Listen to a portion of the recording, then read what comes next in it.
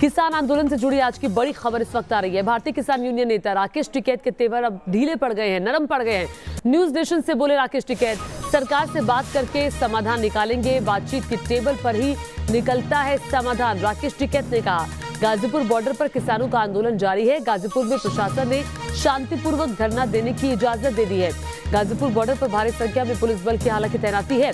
Ghazipur border पर बिजली और पानी की सुविधा फिर से बहाल कर दी गई है। जो बिजली काट दी गई थी परसों रात से, वो बिजली फिर से बहाल कर दी गई है। अब मुजफ्फरनगर के सिसोली में 11 बजे बीकेयू की यानी कि भारतीय किसान यूनियन की महापंचायत है। बीकेयू अध्यक्ष नरेश टिकैत ने ये महापंचायत बुलाई है। गाजीपुर धरना खत्म कराने के अल्टीमेटम के बाद इस महापंचायत को बुलाया गया है। कल काफी चहल पहल थी गाजीपुर बॉर्डर पर, सभी की निगाहें थी कि क्या पुलिस धरना स्थल को खाली कराएगी, लेकिन कहा यह जा रहा है कि शांतिपूर्वक प्रदर्शन की इजाजत एक किस्म से दे दी गई है पुलिस की तरफ से।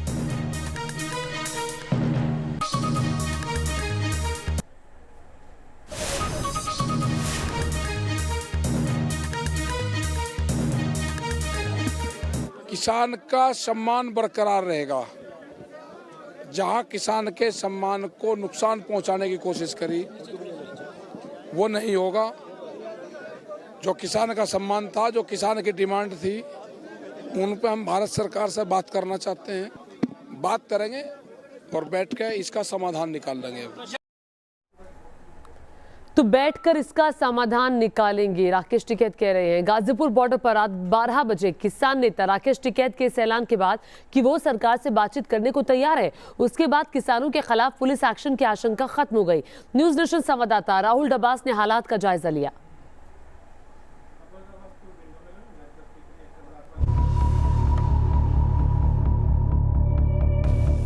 रात 12 बजे के करीब राकेश टिकैत से मिलने के लिए गाजियाबाद प्रशासन के अधिकारी पहुंचे और उन्हें भरोसा दिया गया कि फिलहाल जो प्रदर्शन शांतिपूर्ण तरीके से गाजीपुर में चल रहा है उसे डिस्पर्स नहीं किया जाएगा, नहीं हटाया जाएगा। राकेश टिकैत ने भी साफ कर दिया, ना सिर्फ अगर बात की जाए अगले दिन की तो महापंचायत होगी, ना सिर्फ यहाँ पर गाजीपुर में बल्कि पश्चिम उत्तर प्रदेश के अलग अलग जिलों में। और सरकार से भी अपील की, न्यूज़ नेशन से बात करते हुए, न्यूज़ स्टेट से बात करते हुए, कि संवाद के टेबल पे आए, बैठक करे और बैठक से ही बात बनती है। यानी अब राकेश टिकैत की तरफ से, भारतीय किसान यूनियन की तरफ से केंद्र सरकार से बातचीत का प्रस्ताव सीधे तौर पर रखा गया है। वीडियो जर्नलिस्ट अभिजीत शर्मा के साथ राहुल डबास, न्यूज़ नेशन, दिल्ली। और आपको बता दें कि राकेश टिकैत के नरम जो है वो रुख, जो उनका जो तेवर है वो नरम पड़ता हुआ दिखाई दे रहा है। आइए 3 तस्वीरें आपको दिखाते हैं और ये तस्वीरें दरअसल क्या कहती हैं, जरा ये भी देख लीजिए कि रात भर क्या होता रहा गाजीपुर बॉर्डर पर, टिकरी बॉर्डर पर, सिंगू बॉर्डर पर। देख लीजिए ये 3 तस्वीरें और ये 3 वो जगह हैं जहां पर किसान धरने पर बैठे हुए हैं। इसके अलावा चिल्ला बॉर्डर था जो खाली करा लिया गया है और जहां भारतीय किसान यूनियन भानु है, उन्होंने अपना धरना खत्म कर दिया और कल ही चिल्ला बॉर्डर जो था वो सुचारू रूप से चलने लगा। दिल्ली से नोएडा, नोएडा से दिल्ली को चिल्ला बॉर्डर जोड़ता है। टिकरी बॉर्डर की तस्वीरें आप देख रहे हैं, ये दिल्ली और हरियाणा का बॉर्डर है। एक तरफ बहादुरगढ़ है और दूसरी तरफ नागलोई आता है। सिंगू बॉर्डर जो कि जीटी करनाल रोड पर जो सिंगू बॉर्डर है, वहां पर अभी भी किसान डटे हुए हैं। गाजीपुर बॉर्डर, वहां से कई किसानों का निकलना कल शुरू हो गया था और फिर से आपको बता दें, राकेश टिकैत की जो तस्वीरें सामने आई रोते हुए, उसके बाद महापंचायत बुलाई गई और कहा यह जा रहा है कि कई और किसान गाजीपुर बॉर्डर फिर से जुटना शुरू हो गए हैं। लेकिन अभी की तस्वीर क्या है, ये जानने के लिए सीधे रुख करेंगे गाजीपुर बॉर्डर का। गाजीपुर बॉर्डर पर मौजूद है हमारे सहयोगी राहुल डबास, जो रात भर गाजीपुर बॉर्डर पर रहे, वहां से हर रिपोर्ट आप तक पहुंचाते रहे और नजर रखे हुए हैं राहुल की क्या कुछ चल रहा है। राहुल, अभी का ताजा सूरत हाल बताइए। सैयद आमिर हुसैन भी हमारे साथ जुड़ गए हैं, मैं उनके पास भी पहुंचूंगी। राहुल, पहले आप बताएं। देखिए ज्योति, किसी भी आंदोलन के लिए जो ईंधन होता है वो होता है लोगों का समर्थन, भीड़ का समर्थन। इस वक्त आप देख सकते हैं कि यहाँ पर पूरी रात से जो किसान हैं वो नहीं सोए हैं और अलाव जलाने की कोशिश है। ये अलाव जलाने की कोशिश उस तरीके से भी देखी जा सकती है क्योंकि कल हमने देखा था जो मंच है, मैं चाहूँगा कि अभिजीत दिखाने की कोशिश करे कि ये मंच किसान एकता मोर्चा का मंच है और यहीं से ही राकेश टिकैत ने भावनात्मक अपील दी थी। ये कहा था कि जब तक मेरे लोग नहीं आएंगे, मेरे गाँव का पानी नहीं आएगा, तब तक मैं पानी नहीं पीऊंगा, और वो रोए थे। जिसके बाद जो इन भावनात्मक अपील का असर कितना होगा, क्योंकि उसी के हिसाब से गाजीपुर आंदोलन का भविष्य भी तय किया जाएगा। अभी आप देख सकते हैं कि सुबह 3-4 बजे से ही यहाँ पे जो किसान हैं वो उठ गए हैं और यहाँ पे आगे की रणनीति पर काम किया जा रहा है।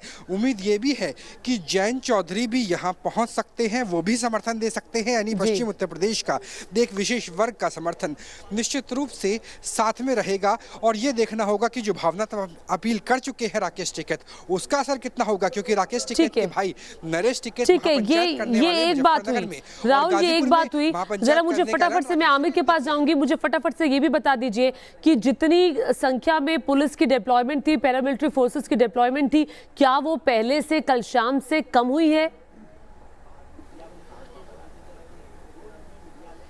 निश्चित तौर से ज्योति, 2 बजे के आसपास का वक्त था जब तक ये तनाव की स्थिति थी कि यहाँ पर क्या होगा, आगे का एक्शन क्या लिया जाएगा, क्योंकि प्रदर्शनकारियों की संख्या काफ़ी कम हो गई थी। लगातार मन से कहा जा रहा था कि अगर प्रदर्शनकारी नीचे है तो ऊपर आइए ताकि एकजुटता नजर आ सके। लेकिन 2 बजे के आसपास पैरामिलिट्री फोर्सेस और यूपी पुलिस दोनों की जो यहाँ पर पूरी बटालियन थी, एक बड़ा यहाँ पे आप देख सकते हैं, वो सुरक्षा बल यहाँ से जा चुके हैं। तो निश्चित तौर से ये मान के चलिए कि कम से कम आज तो कोई पुलिस या कार्रवाई होने नहीं वाली।